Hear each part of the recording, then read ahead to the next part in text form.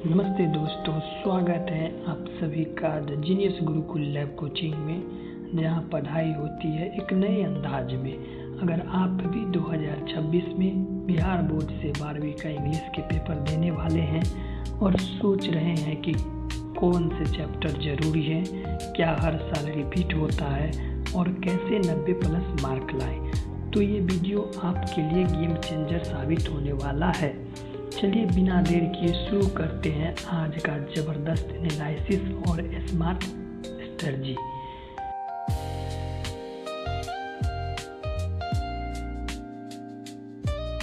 सबसे पहले ये इंग्लिश क्वेश्चन आते कहाँ से हैं। हमारे मन में अनेकों सवाल क्वेश्चन जो इंग्लिश क्वेश्चन आते कहाँ से हैं। तो पहला, अपनी टेक्स्ट बुक जैसे में पैनोरमा, कैलिडोस्कोप, रेनबो etc। दूसरा सवाल होता है पिछले साल के प्रीवियस ईयर क्वेश्चन भी आते हैं। तीसरा है ग्रामर और राइटिंग सेक्शन जो NCERT आधारित होता है। चौथा है अनसीन पैसेज और कंप्रीहेंशन, मतलब ये कि सिलेबस फिक्स है, बस उस पर पकड़ बनानी है। अब बात करते हैं सबसे ज़रूरी पॉइंट की।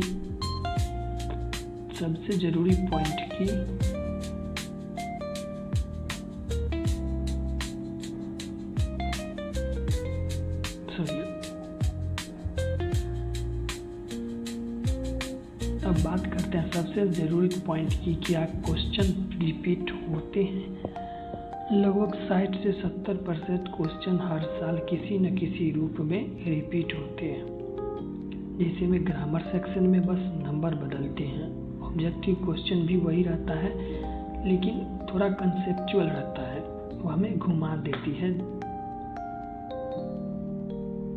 हर साल वही कंसेप्ट दोहराया जाता है, वो 10-20% क्वेश्चन ही रिपीटेड होता है। सब्जेक्टिव की बात करें तो 60-70% तो रिपीट होता ही है। Writing section, letter, report, notice भी रिपीट होता है, बस टॉपिक चेंज होता है। अब अगला टॉपिक पर बात करें तो अगला टॉपिक है कि अब सबसे इम्पोर्टेंट चैप्टर जो लगभग हर साल पेपर में आते हैं, इससे लगभग आते ही हैं। जो पहला चैप्टर कविता से है, जो sweetest love I do not go, my grandmother house, song of myself, now the leaves are falling fast. इसमें 1-2 और ऐड कर लेते हैं। इसमें जैसे में बताते हैं आपको, 1 मिनट। तो इसमें आते हैं ये, जैसे में मान के चलिए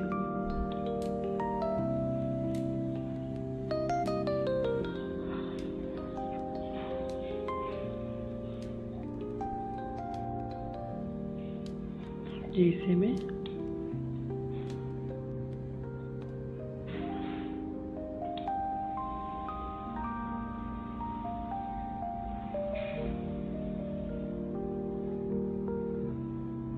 फायर हैमर, इससे भी क्वेश्चन पूछ देते हैं, रिपीट हो जाती है। चलिए अब अगले क्वेश्चन की बात करते हैं और अगले चैप्टर। इन सभी से ऑब्जेक्टिव, शॉर्ट क्वेश्चन और लॉन्ग क्वेश्चन सब कुछ बनता है। अब अगली बात करते हैं जो प्रोज से क्या आता है। कविता हो तो गई। कहानी की बात करें तो कहानी में आपको आता है प्रोज से जो प्रोज चैप्टर से जो Indian civilization and culture, a pinch of snuff, Bharat is my home, I have a dream, fire hammer. ये सब इम्पोर्टेंट क्वेश्चन है। लगभग आपको एक्सप्लेन भी इसी से रिपीट हो जाती है। लगभग 4 एक्सप्लेन मिलता है, उसमें से एक से 2 जो है प्रीवियस ईयर ही रिपीट हो जाती है इसमें। अब अगली बात करते हैं ग्रामर और राइटिंग सेक्शन पर, जो लगभग 60 क्वेश्चन आता है, उससे 60 क्वेश्चन आता है और बुक से 40 क्वेश्चन आता है। तो जब 60 क्वेश्चन आता है तो ये हमारे लिए सबसे इम्पोर्टेंट है।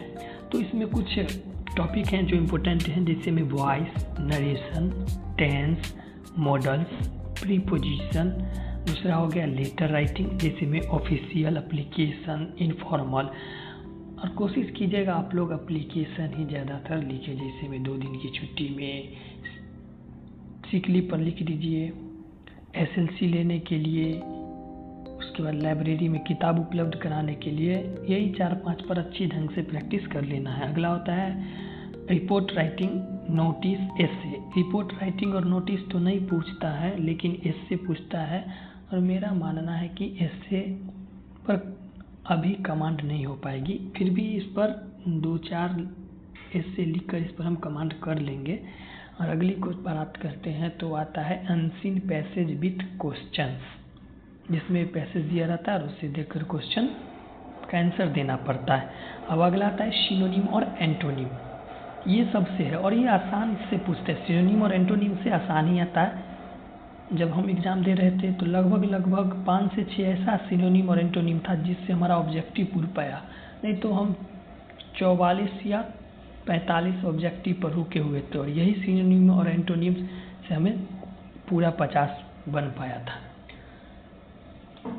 चलिए फाइनली अब बात करते हैं कि आखिर देख तो लिए जो कैसे क्वेश्चन आता है, किस ढंग से आता है, कहाँ से आता है। चलिए बात करते हैं 90% लाए तो लाए कैसे। इसके लिए भी तो स्ट्रेटजी होना चाहिए, स्मार्ट होनी चाहिए, क्योंकि सब तैयारी करते हैं और सबसे अलग हमारी तैयारी होनी चाहिए।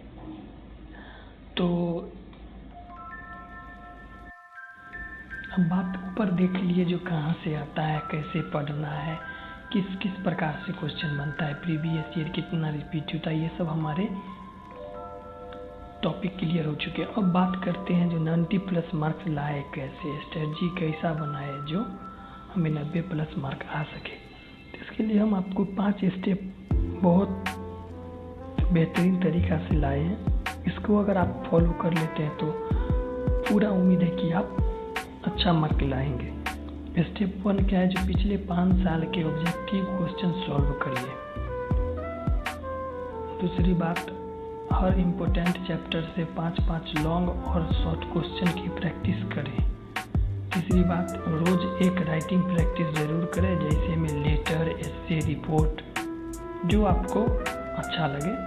चौथी बात, ग्रामर के लिए 30 मिनट का समय फिक्स करें रोज़, एक दिन नहीं रोज़ करना है, क्योंकि ग्रामर एक ऐसा टॉपिक है जो 2-3 पढ़े, तीसरा दिन नहीं पढ़े, बस वो हमारे टॉपिक हमसे दिमाग से निकल जाती है।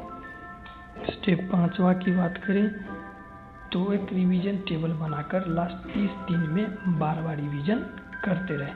बस कंसिस्टेंसी रखिए और सही डायरेक्शन होना चाहिए। 90 मार्क्स कोई बड़ी बात नहीं है। बस आप लोगों को बताए गए सभी टॉपिक को ध्यान से पढ़ते रहना है।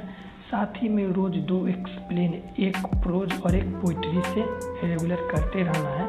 साथ ही एप्लीकेशन की अलग अलग टॉपिक पर लिखते रहना है।